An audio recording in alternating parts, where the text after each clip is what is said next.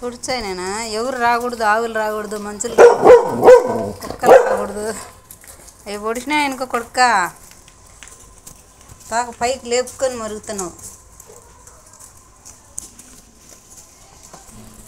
ఎవరో పూజ బాగా చేసినట్టు ఉన్నారు నిన్న వినాయక చవితికి. ఎక్కడికో అన్నీ దిగబడిపోతున్నాయి. ఒరే ఒరే అది నీకోసం వస్తుంది రే కర్రమ్మ జోడెద్దులు. నిన్నే ఉండనా పైకి పోయేసి వస్తా, ట్యాంకీకి నీళ్ళు వేసినా చూసి వస్తా. ఓకేనా, ఉంటావా నువ్వు?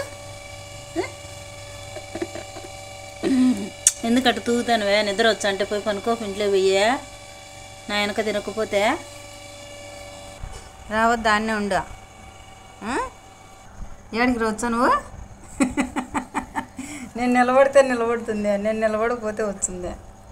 నా కాడికి ముందు ఇరుక్కుండేసింది చూడ. పా ఇంకెక్కు, అట్ట ఎక్కువ ఎక్క నీవు. పా ఎక్కు ఎక్కు ఎక్కు.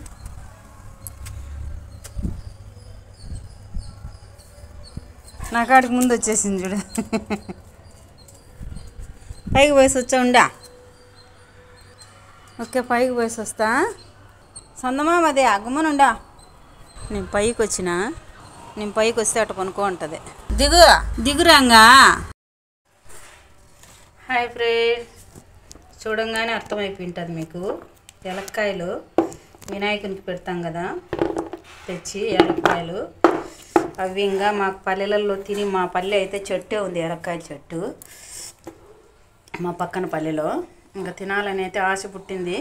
పచ్చిమిరపకాయ, ఉప్పు ఇవి బాగా తీసేసి ఏలక్కాయ లోపల ఉన్న గుడ్డంతా ఇలా రోట్లో వేసి అయితే దంచాను. అబ్బో ఎంతమందికి ఇష్టమో కామెంట్ చేయండి. సూపర్ అంటే సూపరు. తిని తిని నా నేలకి ఎంత కొట్టకపోయింది, అన్నం కూడా తినలేకుండా. అబ్బో గిన్నెకి దంచుకొని తింటానే ఉన్నాను నిన్నటి నుంచి, అంత బాగుంది, సూపర్ ఉంది. మీకు కూడా నచ్చితే లైక్ చేయండి, షేర్ చేయండి. తప్పకుండా ఇలా ట్రై చేసి తినండి. ఈ సీజన్లోనే దొరికేది, ఎప్పుడు దొరకవు వెలక్కాయలు.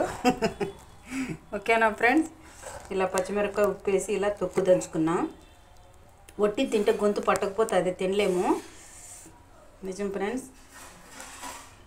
ఓకేనా, బాయ్. మరి నచ్చితే లైక్ చేయండి. హాయ్ అండి, ఇదిగో మటన్ ఊరగాయ చేసినాను, తింటున్నా. భలే టేస్ట్ ఉంది. ఆ వాసన చాండీ అయితే బ్రెడ్ ఆమ్లెట్ తినింది. మటన్ వాసన వస్తుంది కదా ఊరగాయ. ముందు వేసుకున్నా ముక్కలు ముక్కలు, మళ్ళీ సాలదేమో అని మళ్ళీ కొంచెం గుజ్జు వేసుకున్నా. అంతా మటన్ ఊరగాయ. చూడండి తింటున్న అన్నము భలే టేస్ట్ ఉంది. ఊరగాయ పెట్టేదైతే చూపించలా, తినేదైతే చూపిస్తున్నా. పెట్టేది ఎందుకు చూపించలేదంటే, 1 కేజీ మటన్ తెచ్చిన్నాడు, దాంట్లో కొంచెం తీసి ఊరగాయ పెట్టినా. వానికి తెలియదు ఊరగాయ పెట్టింది. ఎప్పుడన్నా అవసరానికి ఇది కూడా పనికొస్తుందని అంత మాంసం పక్కకు తీసి అయితే ఊరగాయ పెట్టినా. మిగతాది కూర చేసిన, అయిపోదు అంతా చేసిన. ఊరగాయ చేసి పెడితే ఆడు ఉంటుందని. ఓకే ఫ్రెండ్స్, నచ్చితే లైక్ చేయండి. ఇదిగో శాంటిగాడు వాసన పట్టి పట్టి వచ్చి పక్కలో కొనుక్కున్నాడు. నేనైతే నడవ మీద కూర్చొని తింటున్నా. ఓకేనా, బాగుంది, భలే టేస్ట్ ఉంది మటన్ ఊరగాయ.